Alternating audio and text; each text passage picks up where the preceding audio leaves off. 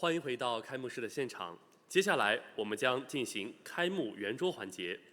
本次圆桌会议将讨论变局中的全球化与全球治理再思考。Welcome back. Now it's time for our first roundtable, Rethinking Globalization and Global Governance, Silver Linings in the Dark Clouds. 让我们掌声有请本次圆桌会议的主持人、全球化智库创始人兼理事长、国务院原参事王辉耀先生。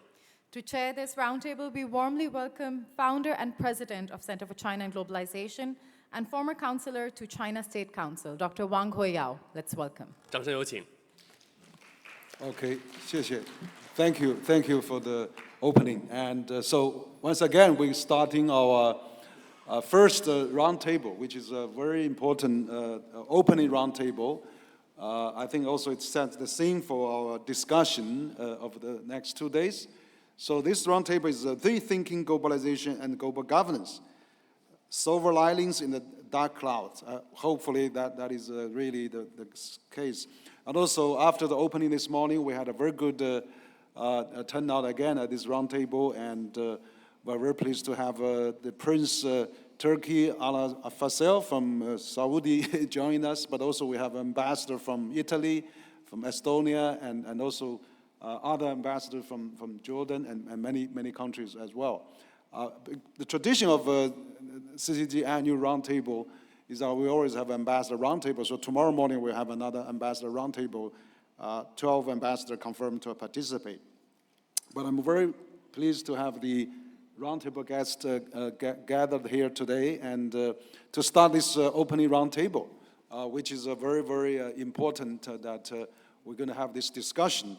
And so I know that you are all coming from different parts of the world, and it's really a multi-perspective roundtable that we're having this morning. So as we all know that as the main drivers of globalization has weakened or even gone into reverse, the world is increasingly fragmented and polarized. So the sensation of crisis is not new, of course, and among the new economic consequences of pandemic, we're seeing most active conflicts of any time since the end of the Second World War. And internalizing issues such as geopolitical competition, digital transition, international security, and all those issues are really important to watch out. Also, we have an unprecedented electoral year that throughout the world, particularly the US presidential election in November, is almost certain to be 2024 most watched event, on course to shape the future of great power competition, multilateralism, and global governance. So we must avoid ending up in ever more lose-lose situations. That is the Munich Security Conference theme this year, and so we hope that we can how to, steer out of this fragmented global order that is happening, and so we have so many think tanks and bright minds around table. So as the world is locked in the balance of 2024, the huge question mark is what we could come next for the globalization, and also what we can expect of China's role in enhancing global governance. Last year, China's global GDP has expanded to 5.2%, and the first quarter of 2024 is 5.3%. So hopefully it will continue to be an engine of the world. But China's fast-growing manufacturing capacity and renewable energy will also have a huge impact to fight the climate change and keep the climate change target of 1.5 centigrade. And particularly, we have a lot of Middle East participants this year in our conference, and also Saudi-Iranian deal broked by Beijing also testified China's growing role in international mediation. So looking ahead, in climate, in geopolitical, in many global efforts, peacemaking, so China's relation with Europe, with EU, with US, and with Global South will really be very, very important, and also to try to work for the global security. We need to emphasize more global security rather than just national security. And also we need to work together to, meeting the challenges that we're facing today.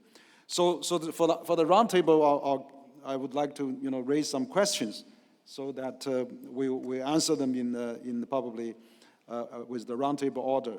The first question is that in the context of the change of European Parliament and the US presidential election, what will be the trends and development in the world, and also bilateral, trilateral relations with European Union and the United States in the years to come?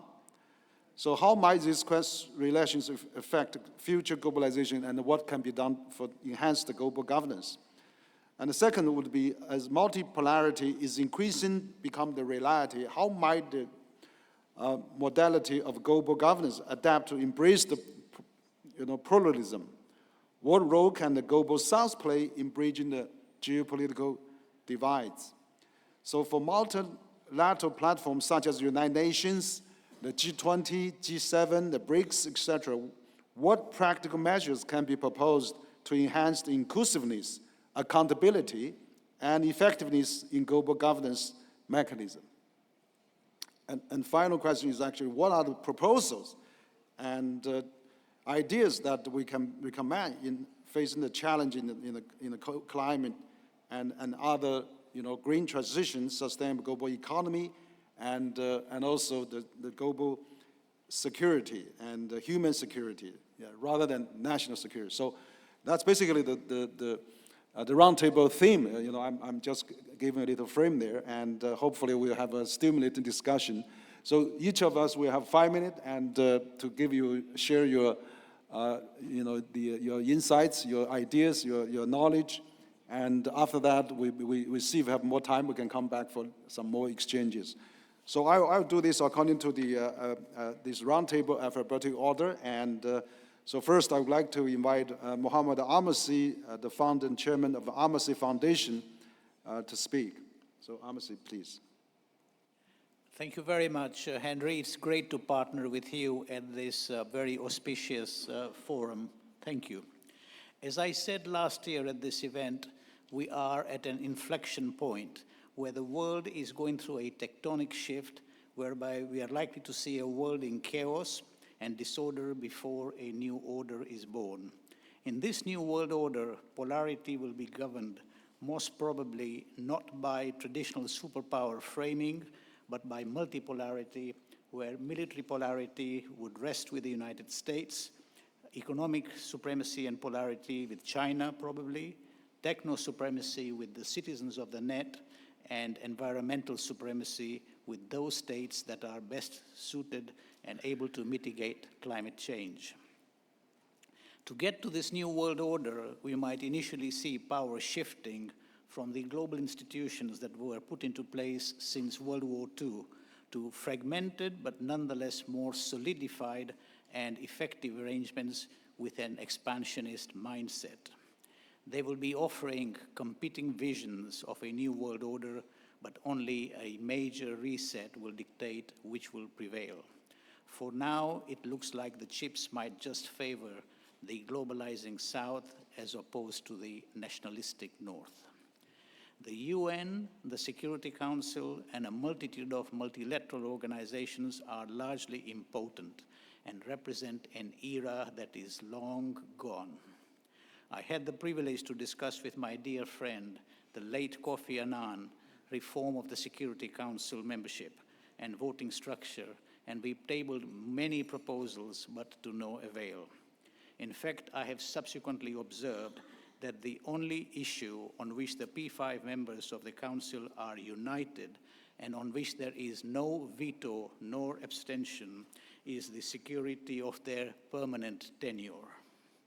Nobody wants to give up a right that they have, but frankly, there are questions about the continued membership of France, the UK, both of which are still nuclear, but are no longer the colonial powers that they were. And Russia is an interesting question because the Security Council membership was in the name of the Soviet Union, which has subsequently imploded, and not in the name of the Russian Federation. Today, though, I want to highlight the emergence of a new kid on the block. I have labeled it using an acronym called CRINKS, C-R-I-N-K-S.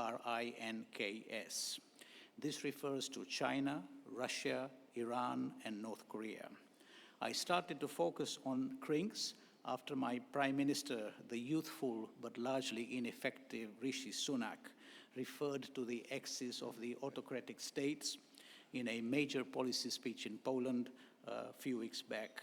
This is a very unfortunate labeling, but still a little better than the axis of evil coined by President Bush. So what is CRINKS, and how will the so-called liberal order manage CRINKS? The collaboration between the 4 CRINKS countries is now in full swing and has evolved significantly as a result of the Russia-Ukraine and Israel-Palestine conflicts.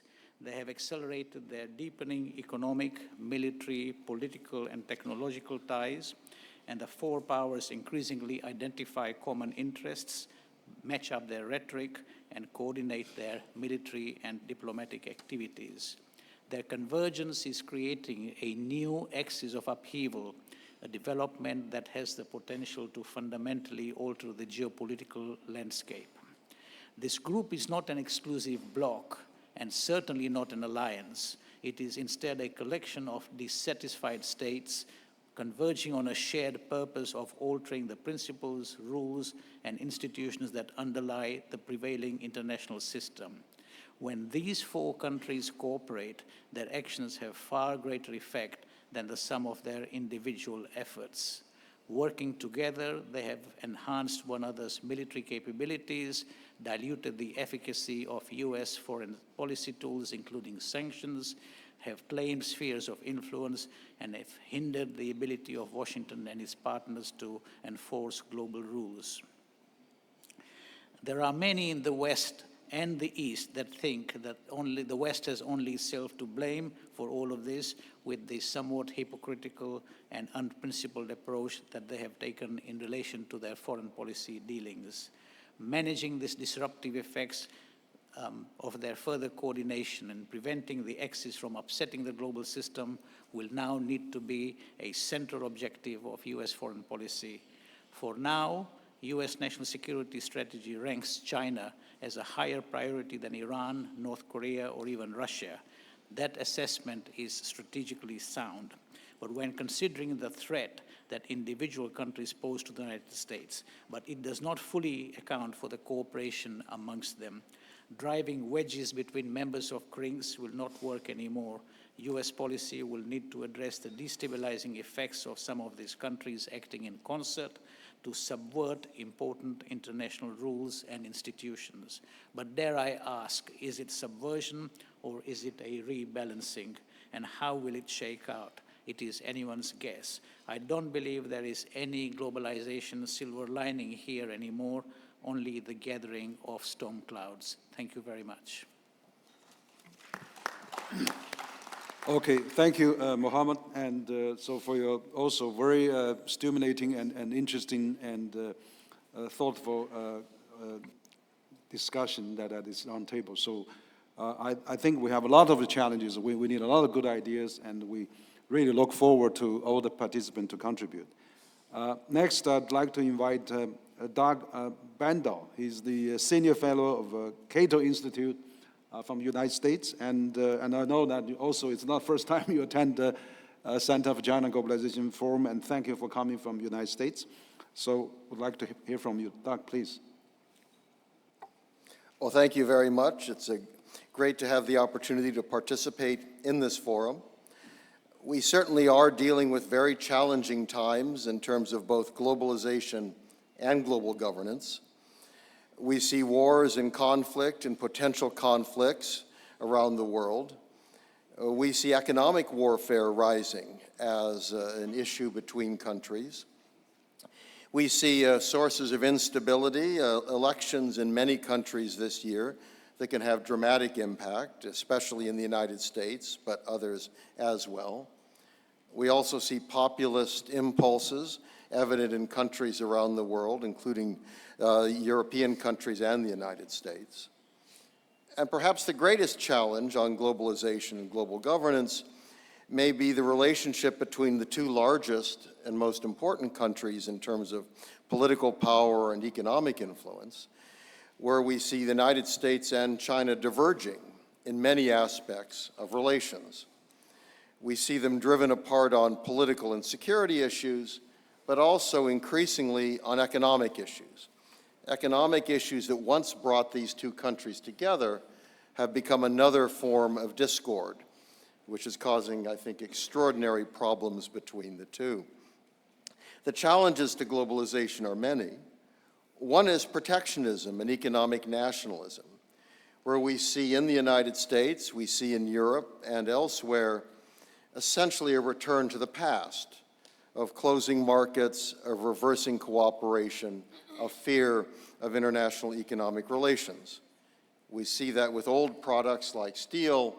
We see it with new products like electrical vehicles. We also see economics becoming a security issue, where even economic benefits, even if admitted, are seen as secondary. And we see pressures for decoupling, for supply chains changing. We see fear of foreign domination of industries. And finally, we see an increasing willingness to use economics as a form of warfare, where we see economic sanctions, we see attempts to control the commanding heights of industries and technology, we see both subsidies and sanctions having an impact on important markets. There are challenges in global governance as well. We see expanding multi-party, a diverse world with the rise of countries like the PRC, India, Indonesia, Nigeria, Brazil, and many others, which are insisting on having a greater influence commensurate with their role in the world. Along with that, we see the role of the Global South that is becoming more challenging to the once dominant Western countries. Countries that are increasingly important and independent, and showing their willingness, whether it be the issues of Ukraine, Russia, or the Middle East, or others, to take a divergent path from that of the old colonial powers and dominant powers during the Cold War. We also see the role of the West being challenged. The economic share of the West is falling. We see the international credibility of Western countries and their diplomacy being challenged. And we see greater frustration with the role, especially of the United States, using the dollar and financial controls for its own political purposes. The result then are extraordinary tensions within the global system of governance. How then do we make global governance more effective when power is decentralizing and diversifying? How do we make it more effective when we see a politicization of global development and finance? And how do we make global governance work where we see both bilateral and regional conflicts increasing and having an increasing international impact, where a conflict in Europe or in Asia will have an impact on the entire world and virtually all countries in the global south, as well as the major powers. Globalization brought the world a period of greater prosperity than ever before to more people. But today we see economic, political, and security concerns pushing back very strongly on this era of globalization and global governance. The question then is, what are we to do? There are, unfortunately, no good answers, or certainly no easy answers. And forums such as this one can help us find those answers. We must work together to effectively respond to these growing challenges in both globalization and global governance, while preserving the benefits that we have gained in recent years through a more globalized world. Thank you. Okay. Thank you, Doc. And very good remark. You raised a lot of good questions, and we seem to have more and more divisions and decouple, de-risk, and all those D going on deglobalization. But we need to really have a lot of core, cooperation and coexistence and collaborate. So I think this is exactly the roundtable. We hope to hear all of you the ideas, suggestions, and at least we identified all those problems. Then we can think about how we can overcome that. Thank you. So next, I would like to invite Dr. David Blair. He's the Vice President, Center for China and Globalization, and a former professor of economics and the chair of the economic department, Eisenhower School of National Defense University in Washington. I know you have been with CCG for quite a few years, but then you've been living in China now, but as American, you must have a lot of ideas as well. So David, your turn, please. Yeah, thank you, Henry. I agree with the previous speakers that we are at an inflection point in history. We are at a period of turmoil. We're at a period where we are, in Xi Jinping's words, establishing a new type of great power relations. And the issue that we need to be strongly focused on is what kind of new world are we building? It could either be it could be a positive world, or it could be a very, very negative world. And so I think these next few years are going to be crucial to the future of the world. I think one thing that we have to accept is that the old system is done. The system following the Bretton Woods Agreement, the system of U.S. leadership through the Cold War, and then wider globalization after the end of the Cold War, that type of system that required what Hillary Clinton called the U.S. serving as the indispensable nation, I think is no longer viable. We just have to accept that. There are some in the U.S., quite a bit of the population accepts that and really doesn't care. And there's quite a bit that's fighting a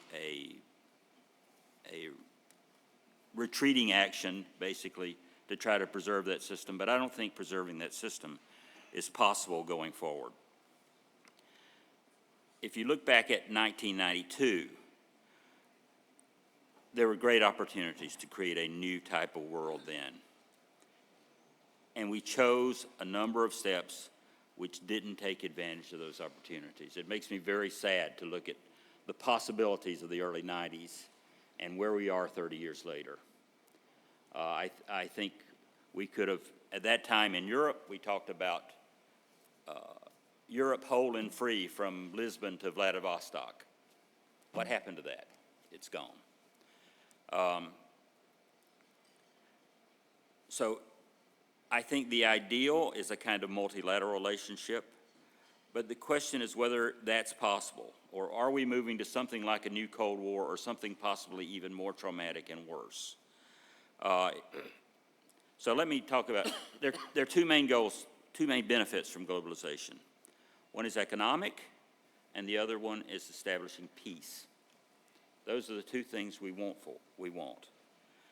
Unfortunately, in the United States, the era of globalization essentially coincides with the collapse of the Roosevelt-era New Deal and the establishment of, I don't really like this term, but the establishment of a neoliberal regime, which led to very harmful economic effects within the United States itself. So what's happened in the United States over the last 40 years? And I want to point out, these were domestic changes within the United States. We had very large changes in the banking system. So the banks went from a very controlled system that was designed to serve commerce and in industry, to a very uncontrolled and risky system. And the effects have been that median real wages today, the average wages of average people, are less than they were in 1979. Entrepreneurship has fallen sharply. The percent of GDP going to labor has fallen from 65% to 58%. There's been deindustrialization. Also we have what Angus Deaton and Ann Case called deaths of despair have risen sharply. There are all kinds of social pathologies. And I think this is being blamed on globalization, and it will be blamed particularly on China, but it's not the fault of globalization. It's more domestic policies that were enacted in this period. And I have to say, looking back at 1980, I thought a lot of those policies would be beneficial, but they've turned out not to be. A few quick other points. One problem with globalization is that the gains from trade for the three big economies are relatively small. If you look at the analysis of the TPP, for example, the United States gained almost nothing economically from it. The benefits, the U.S. goals in globalization and free trade were always about politics, not about economics. So there's not much of an there's a very strong economic point to be made for smaller countries, but for the big three economies, it's not very strong. Let me make a couple more points. I think the weaponization of the financial system over the last few years, the use of the role of the dollar as a foreign policy tool, has sealed the fate of the old regime. It's not viable going forward. People relied on the U.S. to be both competent and benevolent, and the use of the dollar in this way will prove the destruction of the system. Nobody will ever trust it again. And I want to end on the point of I think people-to-people relationships are the best policy we have going forward. I think things like this conference, CCG runs a number of events where young people get together. I think China is trying to bring 50,000 young Americans to China to get to know China better. In my own life, I've had the chance to just wander around China, see how people live. It's very, very different from the story you will get in the Western press. The lives are quite equivalent, sort of the lifestyle, quite equivalent between here and Europe and the United States. So I think sort of the best way I see forward is let's have as much context as we can between people, so at least there's that level of understanding. And maybe we can build on that to try to create a more peaceful, sustainable, globalized world, rather than sort of fight out what the new system is going to be. Thank you. Thank you, David. Yeah, great remarks. I think that's true. I think there's a lot of polarization. I mean, within probably, as you see, you are a labor economist. You talk about this gap between, rich and poor in the U.S., for example, and that's sometimes, often, China could be the scapegoat. Every election season, and it's become a cycle now. So, we really have to work together. I also agree with you about these people-to-people exchanges, particularly the young people. President Xi is inviting 50,000 U.S. young people to come to China. I hope they can get free visas, and maybe we should open visa for the U.S. citizen. We have open visa for 12 European countries. We should do more, and absolutely, I agree with you. So thank you.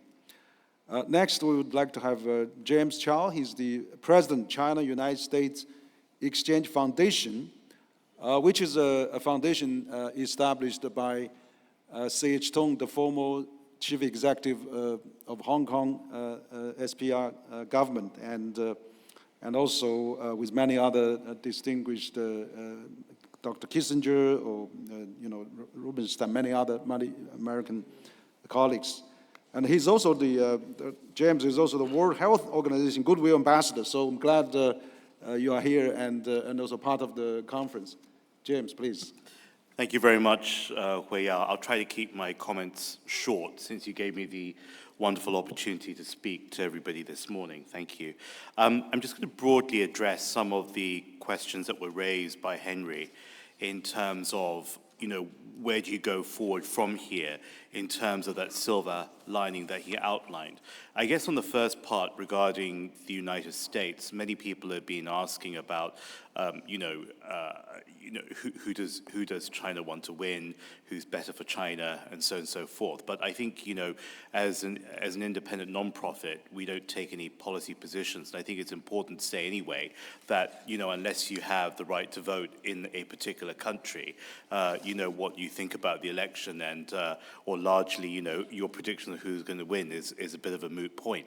And I think it's also much more useful to commit that time otherwise invested in studying what policies could be supportive. I mean, there's been 4 years of a Biden administration, 4 years of a Trump administration. There's a lot that one can predict on evidence that's already come before.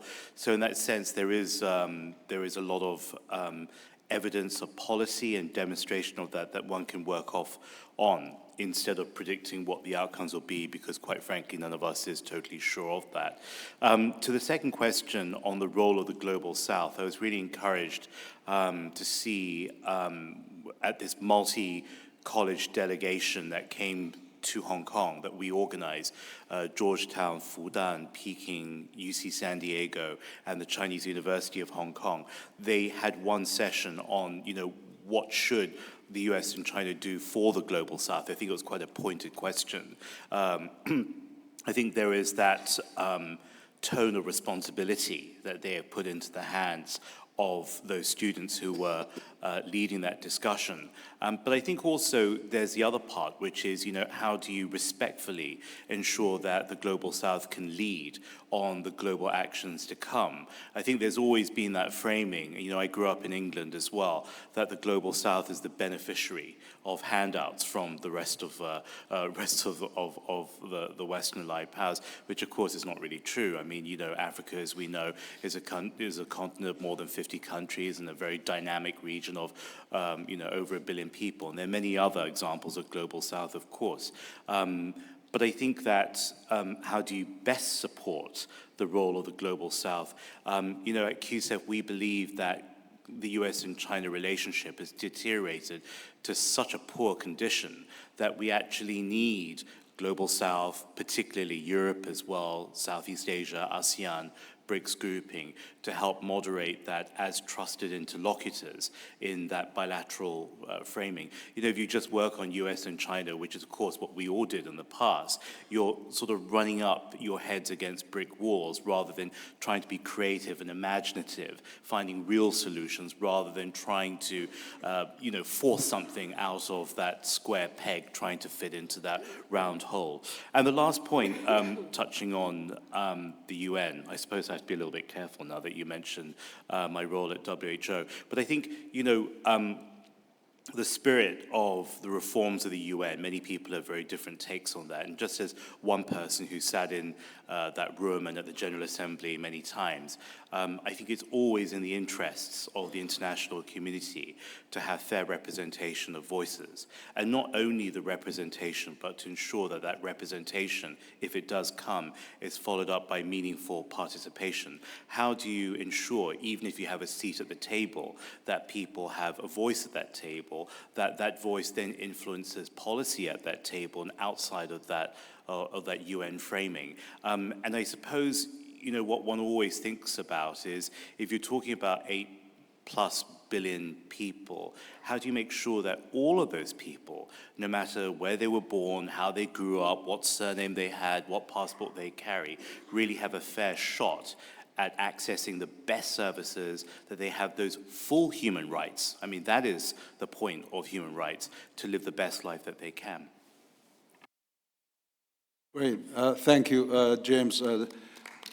So you are the head of the China-United States Exchange Foundation. I think you have said something very fundamental now. I think, as the growing Global South, and also particularly EU, could be a good moderator and mediator of China-US relations, because we are all, after all, in the same planet, and I think it's in the interest of European Union and, of course, Global South to make sure, that the two biggest economy does not become a rivalry position, but maybe friendly competition, not a rivalry position. So it's very important to handle the relationship with extreme care and no anything break down. That's really the hope.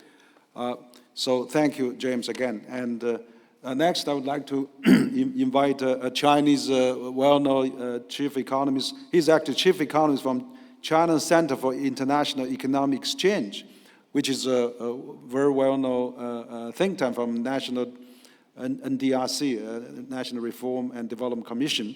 And also she was actually the director of research department at the State Council at one time. And so Madame Chen Wenling, so it's So Ms. Chen is the chief economist. Welcome. Thank you, Harry. And many thanks to CCG's invitation.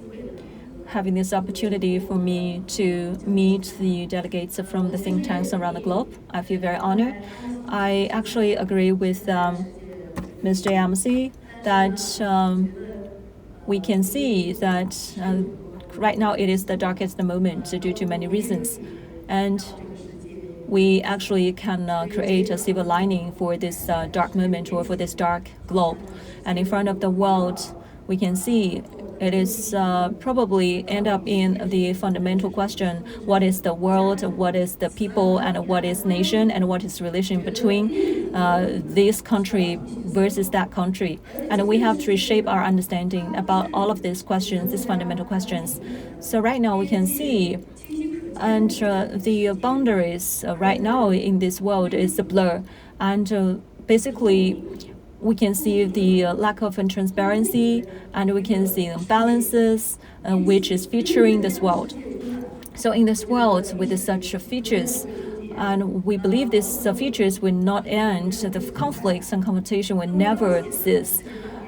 And the unprecedented changes of the century is roaming on. And I can see there are 7 major structural changes. The first one is that economic structures has been fundamentally changed. The Global South has been on the rise fundamentally, and these Global South countries' GDP on the whole account for at least 60+% of the world GDP. And right now, the developing countries, the OECD's countries is on the other hand. But the structural changes will lead to the fundamental changes of many areas, and then we have to have the redefinition of a lot of things. And the wealth structures of the globe also changed. Previously, the world health will be dominated by the colonies or the dominance of the currencies, but in the future, the virtual economy and a real economy, actually, the relation between each other will be changed, relying on single one currency, or the single national orders overruling other orders of the world will be challenged very substantially in the future. And we believe that the demographic structures in the future will be fundamentally changed. And a lot of countries, including China, is becoming aging societies. India and African countries, their population or demographic structures are featuring young people, so the population dividends will be shifted from countries like China, South Korea, and Japan to India and Indonesia, Pakistan, and African countries, and so on and so forth. So the demographic structure changes would lead to the some of the consequences of the supply chain and industrial chain of the world. The fourth one is the driving force of the world development has changed. With the first, the second, the third, and fourth industrialization, I think that this time the industrial revolution, technological revolution, and the thought revolution are interchanging together this time. And without a thought revolution, there will not be a technological revolution or industrial revolution, because some countries would contain the technology development of other countries, which is a very big negative impact on technological and industrial revolution. Fifth, and deglobalization is on the rage. The global governance institutions, including the authority of the UN, have been challenged not long ago. Someone put the UN Charter in a shredding machine.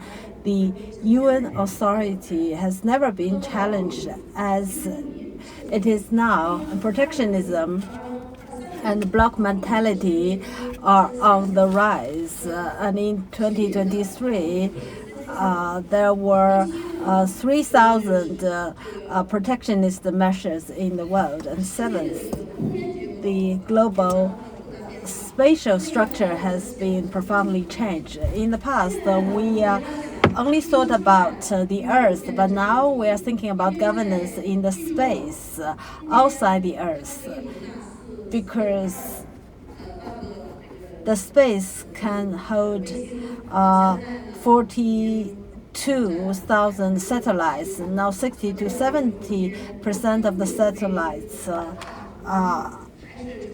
have been launched. But will the space be a new tool for hegemony, or will it be something beneficial for the entire mankind? And this has also caused readjustment in geopolitical and geoeconomic structure. So in the future, we need to have a cognition revolution to re-understand the Earth, our environment, major country relationship, and the role of international organizations, and to maintain the trend of globalization and to rise to the global challenges together. So I think that we need to move towards more cooperation, especially at the current time, that we need to remove the polarity of politics, and we need to remove taking everything as security issues, etc. So since Second World War, the rule-based globalization should be continued, and cooperation is the only way out. Thank you. Thank you, Madam Chen, for your also very stimulating remarks. And you talk a lot of changes, particularly demographic changes that we're facing, and absolutely China is facing that head on. I think that's why China is developing so much on the digital, on the automation, artificial intelligence. So hopefully, we can find a new way of coping this. Learn some experience from other countries, and also benefit to the world economies. But absolutely, there's many challenges, and we have to face together. Now I'd like to invite Mr. Ferdinando Feroci, a great friend and president of International Affairs Institute of Italy, and also former permanent representative of Italy to the European Union. And of course, you have many other posts in your government and posted in many parts of the world, including UN and United States. So I'm very pleased I was in your office last year, and thank you for hosting me last year. It was a great event. I just recently coming back from Italy, a beautiful city in Genova, and it's a fabulous port city. And I'm very appreciative. Ambassador from Italy in Beijing is also at our roundtable today. So, Ambassador Ferdinando, your turn, please. Thank you very much, Dr. Wang, for your invitation. It was, in fact, a real pleasure to have you in our institute some time ago in Rome. And it is for me a great pleasure to be here in Beijing for this important occasion. Let me inject into this very interesting conversation a European point of view on the state of affairs in global governments, and how we see it from that part of the world. I think after Ambassador Keller, I'm the second European speaker, so I will take this advantage to highlight some of our main preoccupations in that regard. If you look at the challenges to global governance and the risk for globalization from a European perspective, I think that first factor which has affected globalization to an enormous extent has been COVID and economic recession that followed COVID. Now we are recovering from it, but a number of consequences are still there. Many speakers referred to the weakness of international trade, the fragmentation of global value chain. They are still there, and they are all a consequence of the effect and impact of COVID. But now we've come to the more urgent questions that characterize the world scene in our own perception, European perception. The threat number one is the war in Ukraine. It has been quoted very little up to today, but from a European point of view, the war in Ukraine is the major threat to our security, to the stability in our continent, and to the stability worldwide. We Europeans were faced with the flagrant, dramatic violations of fundamental rules of the games in international relations among states. And we had to take a number of measures. both to defend the country which had been aggressed, and also to try to reestablish a situation where peace and the solution of conflict would be feasible. But we were also forced to adopt a number of measures that went into exactly the opposite direction of globalization. We were forced to impose sanctions on Russia. We were forced to reduce drastically the purchase of fossil fuels from Russia. We were forced to diversify our sources of supply for fossil energy sources. And we would have expected a better solidarity from the rest of the world in dealing with that conflict. A second source of enormous preoccupation for us in Europe is the upswing of the conflict in the Middle East. It's a different conflict, totally different in nature, totally different in its development. It's a conflict that so far, despite the traumatic impact in civilian population, the parties have been capable of maintaining at local level. The risks of regionalization of that conflict so far have been avoided, but they are still there. And the moment we see our ships, Western ships, trying to reach the Red Sea, to go to the Suez Canal, being attacked by militias Houthi, and make it impossible to go to the Mediterranean through that route, but being obliged to go around Africa with an enormous increase in costs, it's an enormous impact on globalization and global governance. The third factor, I'm going very fast because the problems are numerous and enormous. The third source of enormous preoccupation for us in Europe is the rising, growing competition between the US and China.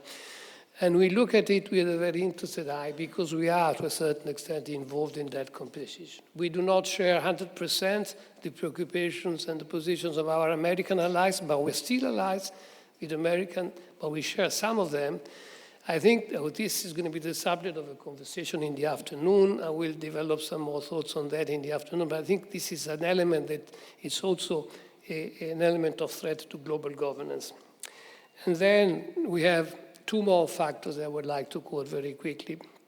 The growing distance of position between the West and the rest of the world, between the West and the South, the global South. I think we should be filled because there are no reason to maintain such distances. It's not an easy task.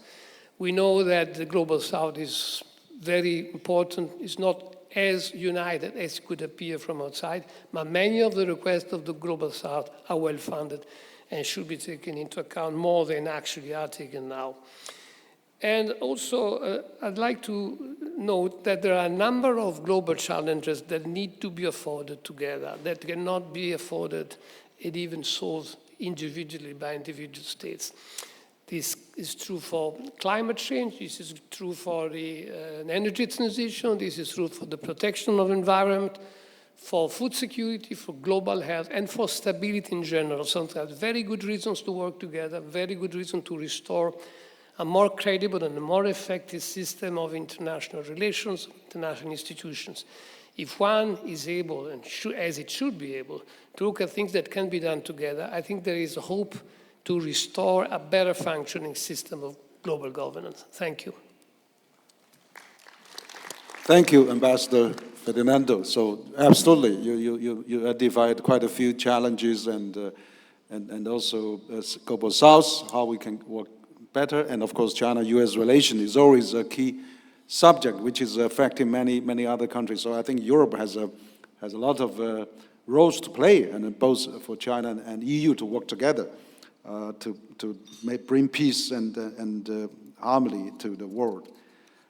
Thank you again, Ambassador Fernando. Yeah. Next, I'd like to invite James Hemowitz. I mean, he's the honorary chair of a China Institute in America. He's based in New York, which is an organization of 100 years old and very active. But also, I know you have been related to the Council of Foreign Relations and the South China Morning Post. Of course, we would love to hear from you. You travel from New York, and so James, as American, but also you were former head of Hill & Newton consulting firm in China, and you know China, and we'd like to hear from you. Thank you.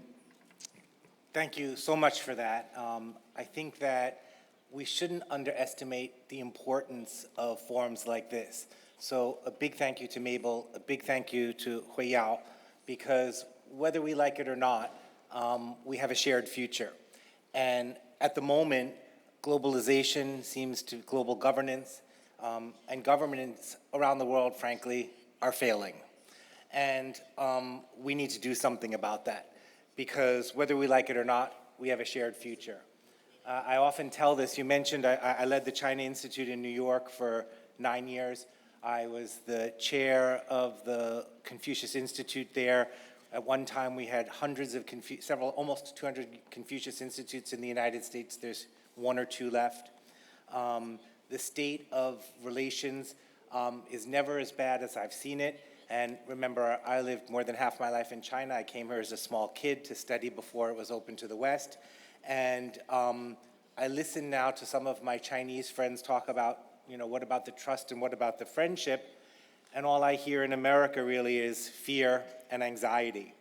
And I think that if I recall the last time you mentioned when I was CEO for Hill and Knowlton in the region, in the 1980s, when we were just warming up between the United States and China, it actually wasn't governments who led the way. It was business at that time. Business organizations wanted opportunities and access to a growing and emerging market here in China, and they actually pushed the governments to create policy that was going to enable them to be more successful in this regard. And now I look at the situation and I say, we're truly devolving. Around the world, we have governments in place.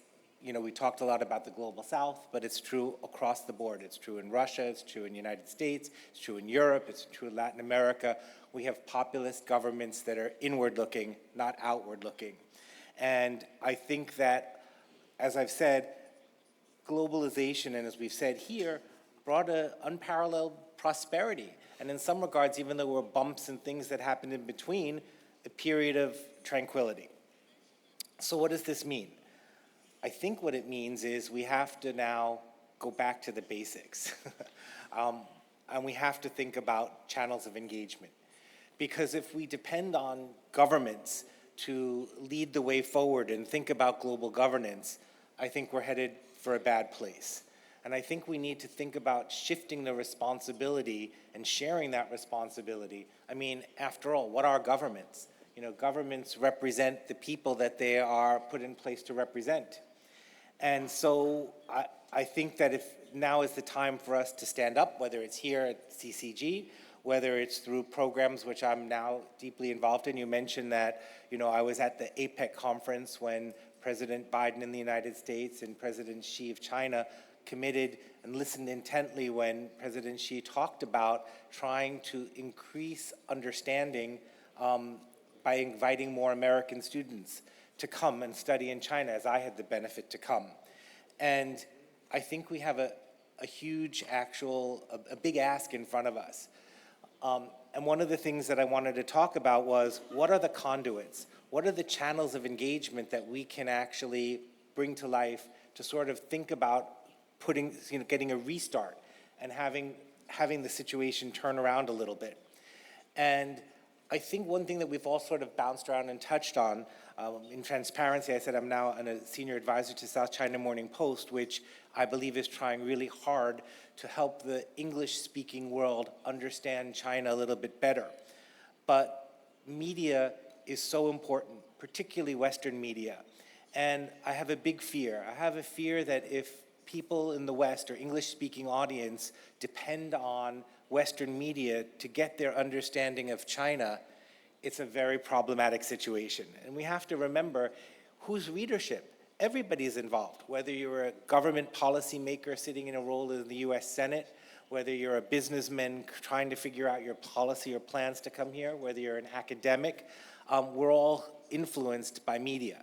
Some of this has spun out of control because it's social media with no guidelines, but the traditional media also has a role to play.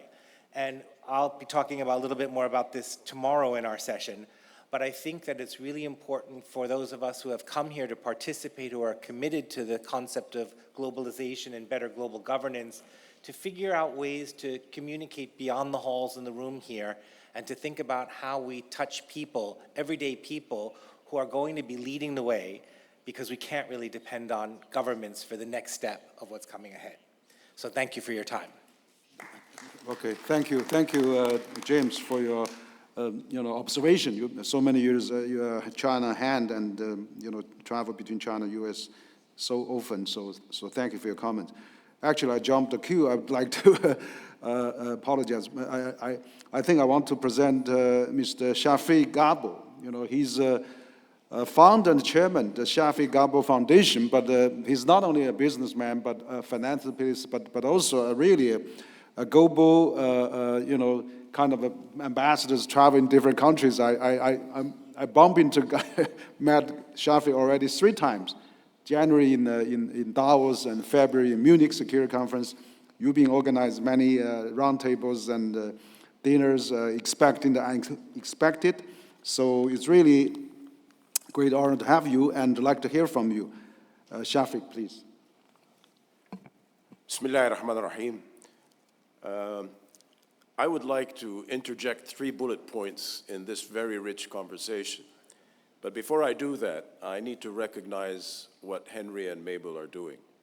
They're doing an incredible job of truly bringing CCG and China to the global world. That is how I've witnessed it. That is how I had the pleasure of meeting Henry. As many of you know, he just arrived from New Zealand, literally 2-3 days ago. He believes, like I do, in face-to-face engagement. I am not a believer in Zoom. I think Zoom reminds me of the Muppet Show, and frankly, engaging face-to-face reduces conflict and makes us get to know each other. Let me start by my first bullet point. Globalization works. It has raised millions of people out of poverty. It has done a hell of a lot of good. I personally am an example of the success that I have from globalization. I had a father, God bless him, he passed away, who when I was 16, he called me to his office and he said, "This is your last allowance." And when I pushed back, he said, "If you argue, you'll pay rent." At the very same time, President Sadat, from an economy that was totally closed, followed an open door policy, linking the Egyptian economy with the world. I took advantage of that. Otherwise, I wouldn't be sitting here today. And frankly, globalization brings things that no other economic formula provides. It brings foreign direct investment, it brings openness to market, it brings technology across borders, etc. I don't think that you don't know that. But the status quo today, the status quo we are living in, which is my second bullet point, is very, very poor. And I frankly do not see at this moment any silver linings. We've had a number of wake-up calls. We've had Iraq, we've had 2008, the financial crisis, we have COVID, we had the pandemic, we have 2 major wars plus other conflicts that have not been mentioned, and we still don't wake up. It gives me the feeling that we are sort of sleepwalking towards the abyss. And that worries me very much, not for my generation, but for the generations coming. I'm an economist, and when people talk about sanctions, my eyes sort of go black. Sanctions don't work. As a matter of fact, sometimes sanctions work against whomever is creating the sanctions. And as an economist, I find myself totally bamboozled when I see people putting tariffs without understanding what their impact is. Someone earlier said competition and de-risking. I believe in that. It is the only way we can go forward. Trade hurdles, tariffs, supply chain disruptions, and economic distortion does not help. And therefore, we need to be able to understand that combined with the failure of governance that we are watching right now, we are watching failure of international-based rules. We are watching double standards. We are watching increased failed states. Combine these 2 together, and we find ourselves in need of a very big wake-up call. Someone earlier spoke about uncertainty. I'm not worried about the elections that are coming. What I'm really worried about is what the elections will bring. because it will bring a lot of difficulty, especially in the environment where we cannot identify fact from fiction. Finally, my third point. I think we can rethink globalization. I am going to put forward maybe unconventional, but sort of a creative idea. BRICS. Why don't we start working with the BRICS countries to show that BRICS countries can open up, can create a mini globalization? One that can, given the AI that we are facing and the security issues that we are going to face, BRICS countries can put forward a very good example of how they can remove hurdles, remove sanctions, and remove trade barriers. I believe if BRICS countries listen to each other rather than talk to each other, we can achieve something that I experienced yesterday. It's my first trip to China. My wife and I went to the Forbidden City, and one word that I saw there repeated again and again and again was harmony. Harmony and trust can be a very good way to go forward. Thank you very much. Thank you, Shafi, for your nice and constructive comments. And absolutely, harmony, that's what the word is needed. And we all have to work hard for that. And thank you for your insights. And next, I'd like to invite Steve Howard. He's the founder and Secretary General of a Global Foundation in Australia. But I know you've been in China many times also, but you are a very important bridge between China and Australia, and also a constant participant in the CCG event. So we'd like to hear from you. Steve, please. Thank you, Henry, and thank you to you and Mabel for the outstanding job in organising CCG and bringing together such an impressive forum. I'm honoured to be here and to have heard such wisdom already, and I should do more listening, I think, as we just heard from our colleague from Egypt. I don't disagree that the world is potentially falling apart and that we have some choices to make.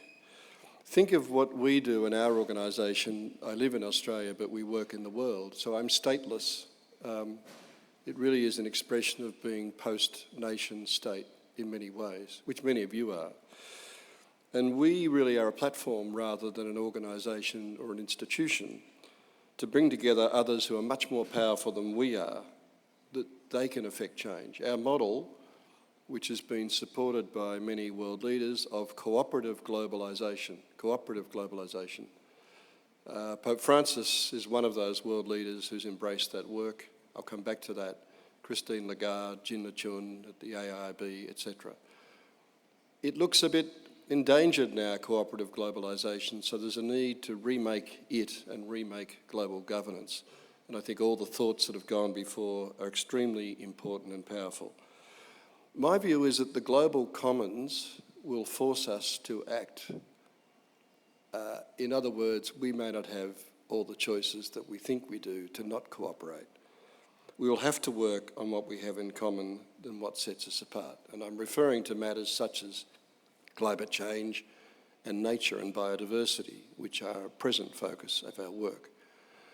I referenced, just a few weeks ago, I spoke to a security dialogue taking place here in Beijing, mainly between senior Chinese former officials and senior American officials, who spoke about hard security, about issues in this corner of the Asia Pacific.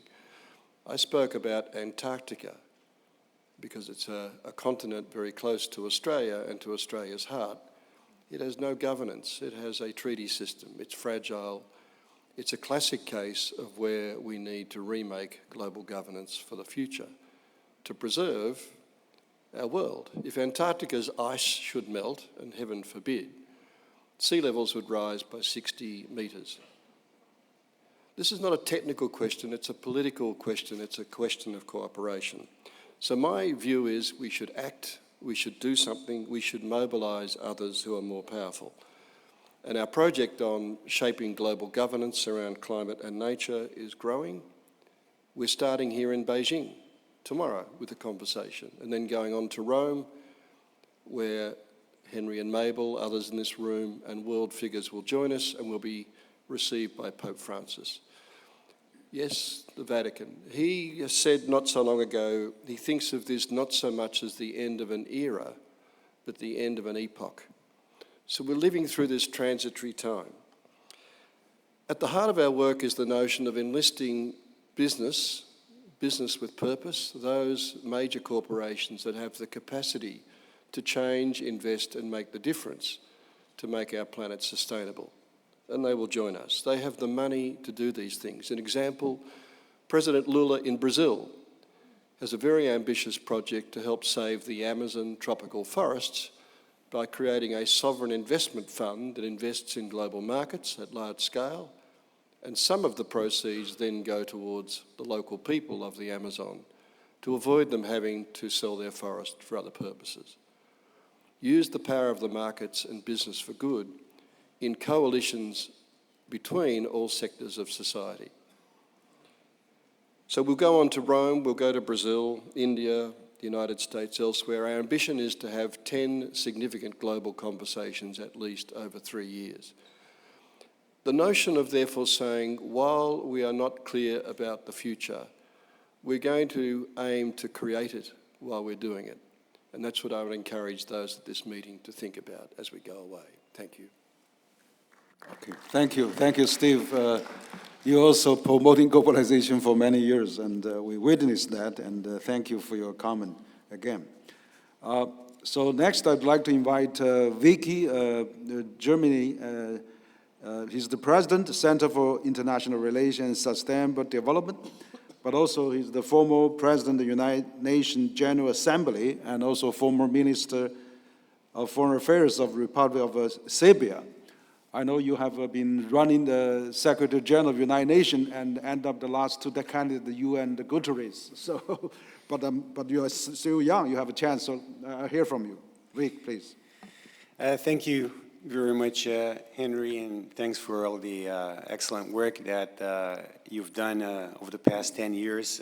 Thanks for the invitation to this distinguished forum. Good morning, everybody. My name is Vuk Jeremic, and I know it's a very difficult name to pronounce, but I used to be in domestic and international politics. I'm no longer, and this gives me far more freedom to speak, which I'm going to use this time around, speaking about globalizations and challenges of globalization. Globalization used to be very simple, and the rules-based order essentially run and guaranteed by the United States was also simple. The first rule of that rules-based order was, here are the set of rules which everyone is expected to embrace and honor without exception, always, except from us, when we choose to break these rules because we see this fit. Well, this kind of world is no longer with us. Globalization is no longer that simple. It has become very complicated. It has brought us into, well, the conduct of the globalization over the past 20 years has brought us in a situation which we are now, and that is a situation of recession. And I do not refer to economic recession, I refer to geopolitical recession. And my opinion is that geopolitics is similar to economy in a sense that it is cyclical. It comes in cycles. The difference is that the cycle in geopolitics is much longer. And once you are in a recession like we are right now, I'm afraid it is going to stay with us for quite a while. In geopolitics, recessions tend to last for decades, and we are only in the first decade of our geopolitical recession. So I fear that we have not touched the trough of this recession yet. I think that there are 3 important monopolies that the U.S. rules-based order was based on. The 3 monopolies of the United States, which are all now very, very seriously challenged. The first monopoly was the monopoly on the use of force. it was only the United States that was supposed to use force, and regardless of whether there is a Security Council decision or no Security Council decision, and you can think of Yugoslavia, you can think of Iraq, you can think of other examples. But now this monopoly is very, very seriously challenged. In Ukraine, Mr. Putin has challenged it, and I think that one of the reasons why there's such a strong opposition in the United States and, and most of the U.S. allies when it comes to this war in Ukraine is that it is essentially a challenge of the monopoly. If Mr. Putin gets away with this, the monopoly will have been broken. Somebody else will have used the military in order to advance its national interest with little regard to international law. In the past, this privilege was only reserved for the United States, and now others are starting to use it. Whether there are going to be more countries using it in the future remains to be seen, but it's certainly more likely as a result of the developments in Ukraine. The second one is the US dollar. And the monopoly of the US dollar is being used extensively right now in defense of the first monopoly. And some people here talked about sanctions.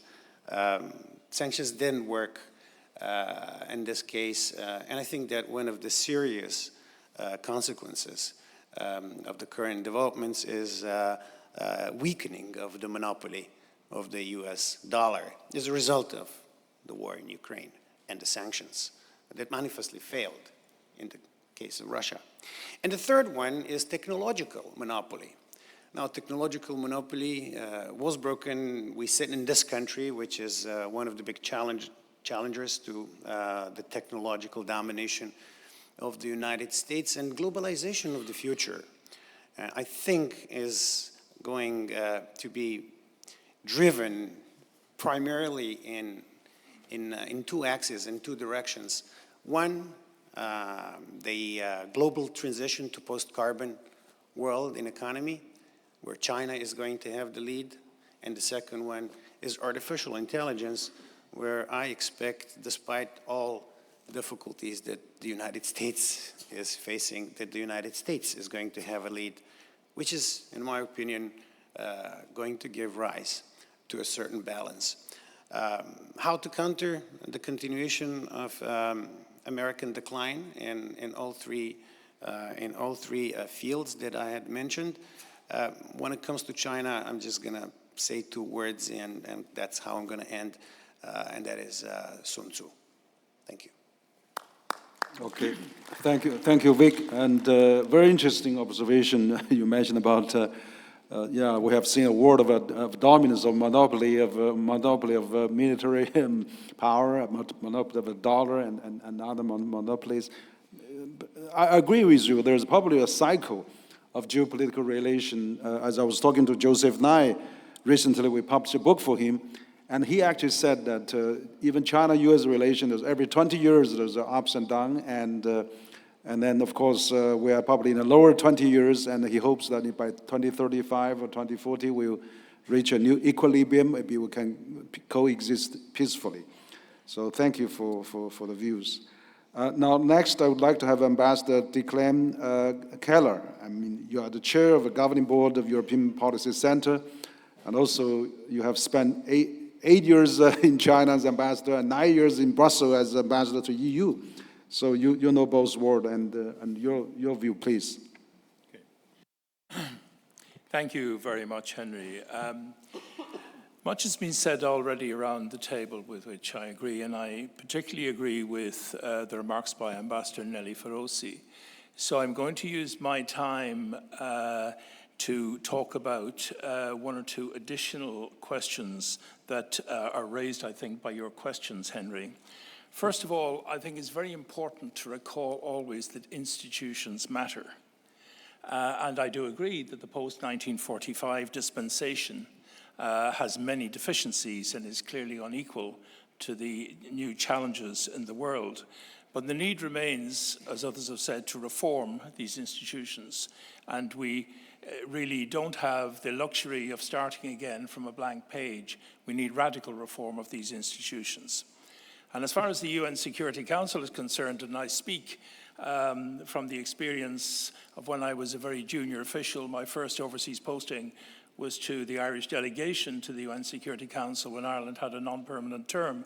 And I remember being very struck by the fact that on procedural and institutional issues, not the substantive questions, but procedural and institutional issues, the permanent five had far more in common with each other than they had with the non-permanent members of the Security Council.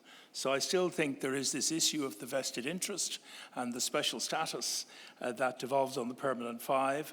And I was interested to hear the remarks about the Chinese approach to reform of the Security Council. But I think that's certainly a question that has to be addressed. The second point I want to make is that the UN Security Council is at the heart of the UN system. The UN system has many institutions and many organizations, and it is important to ensure that there is coherence within that broader UN system. I think the WTO is a case in point. You raised also the question of the US elections, Henry. I mean, it's a fact that the Trump administration essentially took a position on the WTO, and particularly the appellate court system of the WTO, which seriously obstructed the WTO from doing its business. I think that is something that has to be looked at. We have to look at re-empowering the WTO. The WTO has many defects, but it's still the basis of international trade law, so we need to look at re-empowering that. And linked to that is a third point I want to make, that it is important always to ensure public and popular understanding of how international institutions work. That's very important. That's a duty of each and every government to ensure that its own population understands international institutions. And again, I saw this quite closely in the case of Brexit, when our British friends unfortunately decided to leave the European Union. But in doing so, it was clear that there were many misunderstandings from an EU perspective and an Irish perspective in the British political system about what the EU was and what its membership rights and obligations entailed.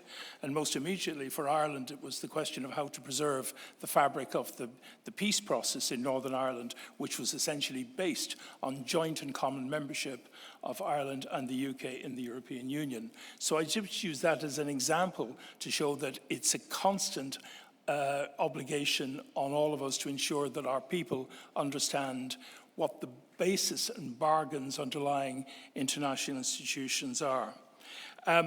In relation to your question about the US elections, yes, there's undoubtedly concern in the EU about what might emerge, particularly from the election of a Trump administration in relation to, for example, issues such as international commitments. But again, we have no control over that, so I don't think I can give any answers on that. On your question on multipolarity and global governance, the UN principles, certainly from an EU perspective, remain at the core. They're explicitly stitched into the founding treaties of the European Union, and every European Union act and decision must track back to the EU treaties and EU primary law. And that's why, for example, EU actions and decisions on international trade must align with the WTO. The point was made about BRICS and the G7. It's important, too, that a siloed approach not develop, that there have to be networks, and I think forums such as this are an absolute necessary element in addressing that danger of siloization. And finally, well, I'd say it in 1 second, on the issue of strategic autonomy, I think it's important to understand that EU strategic autonomy is not autonomy for or against anyone. And in the fundamental meaning of the term, it simply means that EU decisions must be made by the EU, not automatically following any other country or quarter, and must, as I said earlier, track back to the principles which are set out in the EU treaties and EU basic law. Thank you very much, Henry. Yeah. Okay, thank you, Declan. And absolutely, I agree with. I think the system that used to carry us for so many years has not functioned properly, particularly WTO. I think we have still prevented a major conflict in this war is because thanks to the WTO and other related treaties, to bring the prosperity and connectivity. And we should continue to strengthen that. And EU and China can really work to strengthen the multilateral system such as WTO. So excellent point. Thank you. Now I'd like to invite Professor Danny Quah. He's the Dean of Lee Kuan Yew School of Public Policy, National University of Singapore, and we know Danny for many years, and he's a very, highly sorted thought leaders in many parts of the world, and you've been really also very at front of, thinking about the region and also relations with China and as Global South and to the world. So Danny, your turn, please. Thank you, thank you, Chair. And again, as everyone else has done, thank you, Henry and Mabel, for putting together such a wonderful meeting. You have posed a question in terms of globalization and the Global South. I live and work exactly on the equator. I find it difficult to use the categories South and North.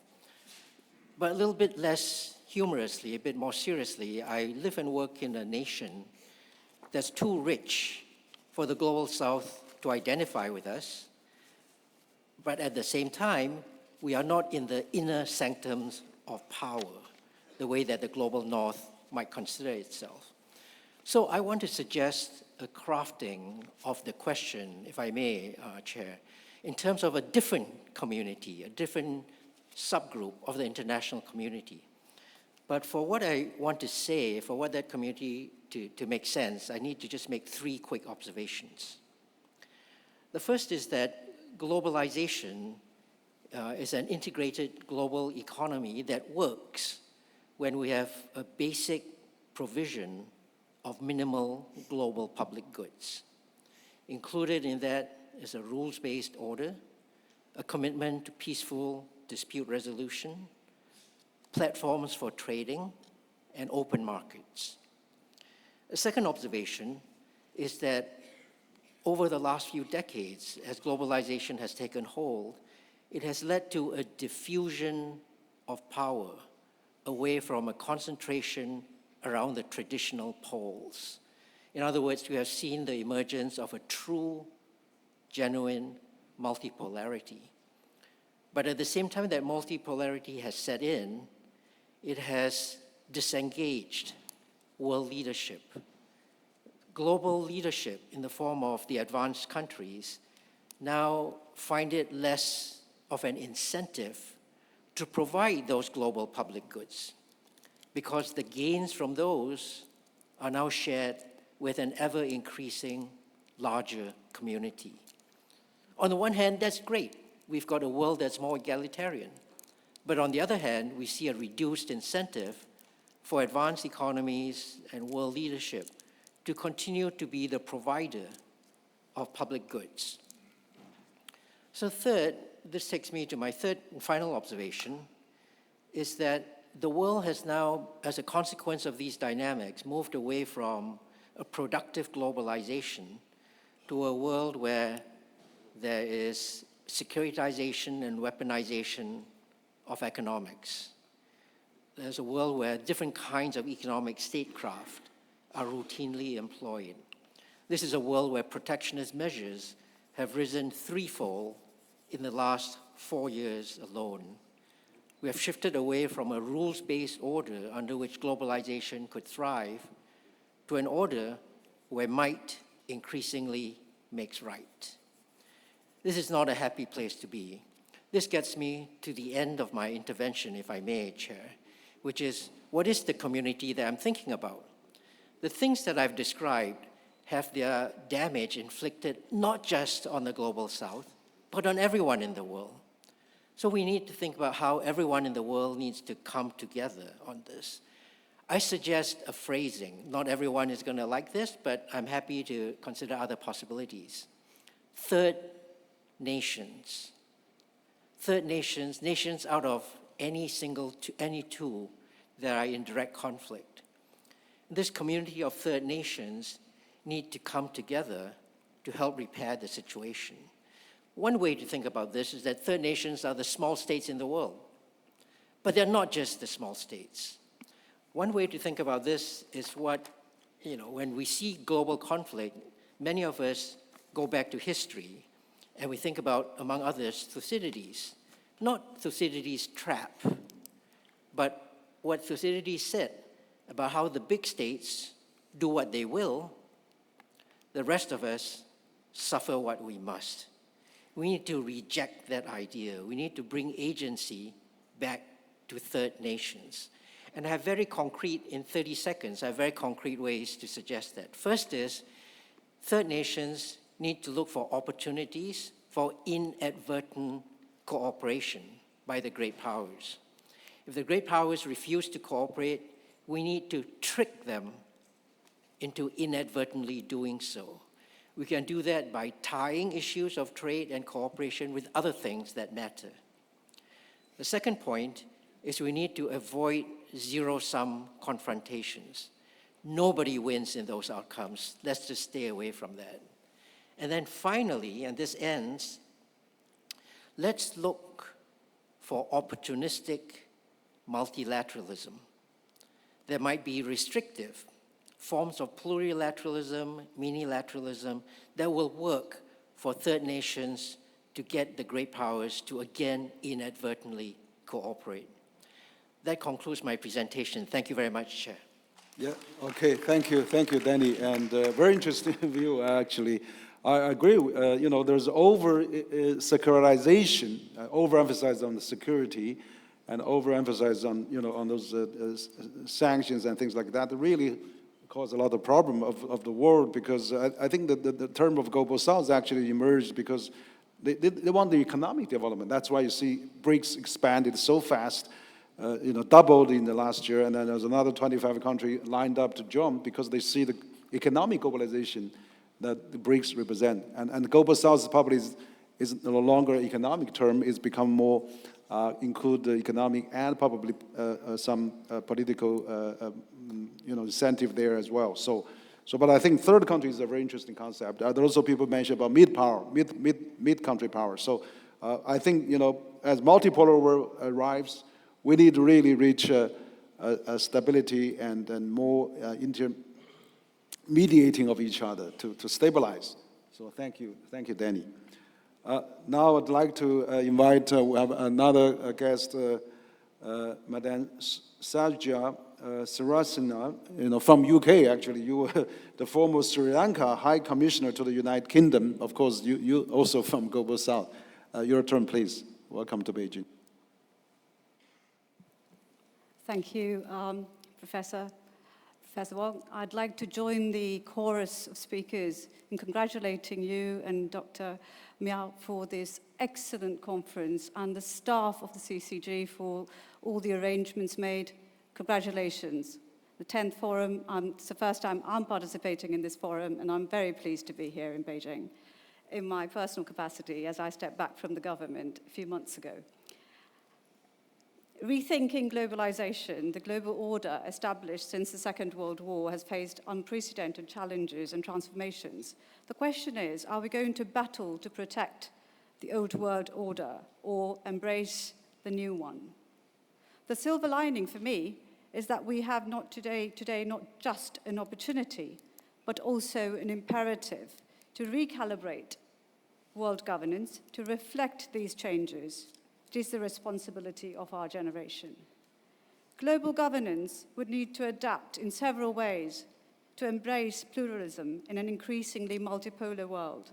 Overall, embracing this requires a shift towards inclusivity, transparency, flexible global governance structures and processes by recognizing and accommodating the diverse interests and perspective of different nations. Global governance can better address the complex challenges of the 21st century. It should promote a shared understanding of norms and principles that can guide cooperation and manage conflicts in this multipolar world. The rules-based order that we speak so much about, to remain credible, cannot continue to be applied selectively. Exceptionalism bodes of moral superiority and cannot be the recipe for a sustainable rules-based order. Diplomatic mediation from the Global South, consisting of countries of Africa, Asia, Latin America have often historical, cultural ties with both the global north and within each other. These countries can leverage their diplomatic relationships and act as mediators to bridge geopolitical divides, facilitating dialogue and negotiation between conflicting parties. The Global South has actively been engaged in South-South cooperation historically, which involves knowledge sharing, expertise, resources among developing countries through initiatives such as technical assistance, capacity building, knowledge transfer. The Global South can foster and bridge divides by promoting understanding. Economic partnerships. Many countries of the Global South have experienced rapid economic growth and have become important players in the global economy. By forging economic partnerships and trade agreements, these countries can help build the geopolitical divide, economic interdependence, and fostering mutual benefits amongst nations. Prosperity hitherto benefited by the nations of the North cannot be deprived of countries of the Global South. The internet citizens that previous speakers referred to, of which an unprecedented number reside in the Global South, demand it. Its deprivation would erode the very core of those nations, including the values and the systems of governance that the larger part of the world has long championed. Hence the importance of my next point, advocacy for global justice. Global South often advocates for more equitable and just global order. These countries raise issues such as development, poverty eradication, climate change, and social justice, highlighting the need to address the underlying causes of geopolitical divides. By amplifying their voices and advocating for a fairer international system, the Global South contribution to bridging divides and promoting global order. Regional integration in the Global South, such as the African Union, ASEAN, BRICS, and the Belt and Road Initiative, promote cooperation by collaboration amongst neighboring countries. Overall, the South plays a vital role in bridging global political divides. My final words about great power rivalry from my culture. When two elephants fight, engage in battle, it's the grass below that suffers the most. Hence, it is incumbent upon us to ensure that the smaller nations do not continue to be the collateral. Thank you. Thank you. Thank you, Saroja. Yeah, excellent comment. And you mentioned about South-South cooperation. Actually, we see the trend of South-South cooperation is getting a bit more now because we don't want to get into securitize the world. I think that's why the South is still really driving up, collaborating on the economic benefit, which is we're seeing so much setbacks on that. So absolutely. Also, I mean, smaller countries can also, helping with the big countries' relation. That is a very good idea. Thank you again. And but next, Madame Sun Jinsen. Of course, you are the professor and vice president of China Foreign Affairs University. I know China Foreign Affairs University is very famous under the Ministry of Foreign Affairs, and also have trained hundreds of ambassadors, consulars, supported the China diplomatic world. So, President Sun, please. Okay, thank you. Thank you, Harry. Also, thank CECG for the invitation. Also, congratulations to the 10th year, because in Chinese culture, 10th year is really a big year. Actually, this week, CFAU, where I work, held the modern UN. Over 300 young people from all over China participated. And UN Secretary General sent the congratulations remark and caused the young people to make efforts, because he said, we are living through extremely difficult times. So think about the difficulties we are facing. So why we are facing so many difficulties? Besides the very visible geopolitical factors, one of the reasons are people's perceptions, attitudes, and policy towards globalization. Meanwhile, we also need to deal with different kinds of global issues. So people talk about global deficit, global inefficiency, or even global failure. So I think from this perspective, the theme of this roundtable is really well made and well chosen. Accordingly, and then I will focus on the following two parts. Why are we facing constant governance inefficiency or governance deficit? The first point is the global governance system has not followed the change or the pace of the times, because we are witnessing several changes in the world today. The first change is the distribution of power. The new emerging economies or the rise of the global south, so their contribution to global economic growth, so on and so forth. So they are influencing the change of the international order. The second change is the ideational changes.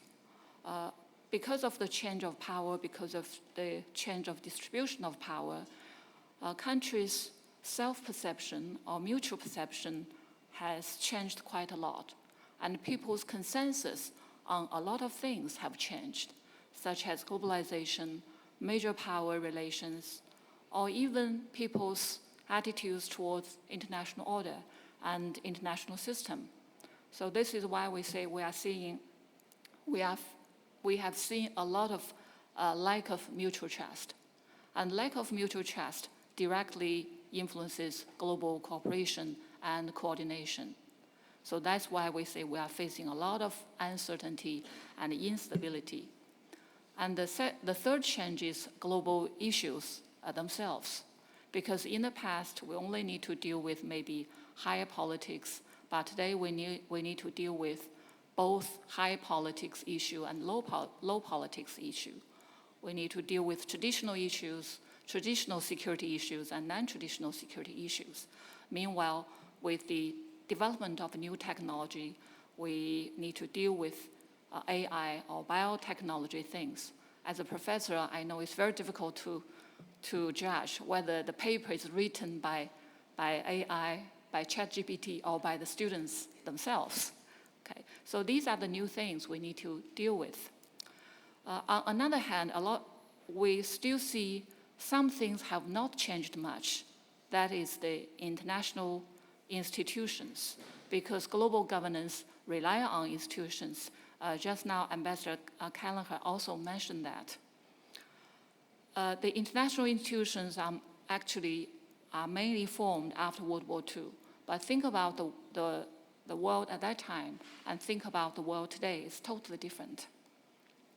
So these are probably the main reasons why we are facing that many difficulties. And of course, another reason worth mentioning is the major country competition or geopolitical and economic competition. So what's the way out? The first one is we do need to change the mindset. We need to be more inclusive, more accommodate, or accept pluralism. Always say achieve harmony in diversity.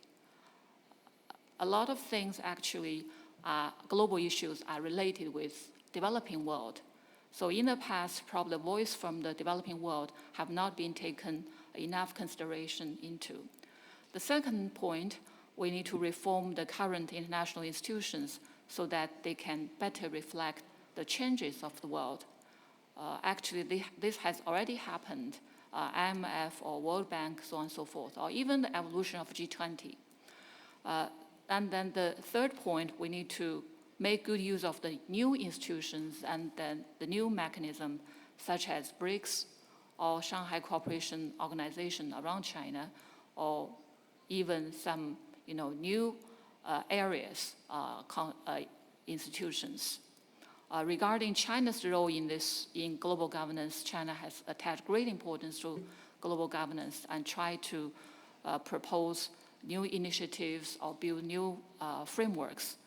Probably in the future, a lot of things can be better done. Last but not least, we know global governance relies on international cooperation or global cooperation and coordination.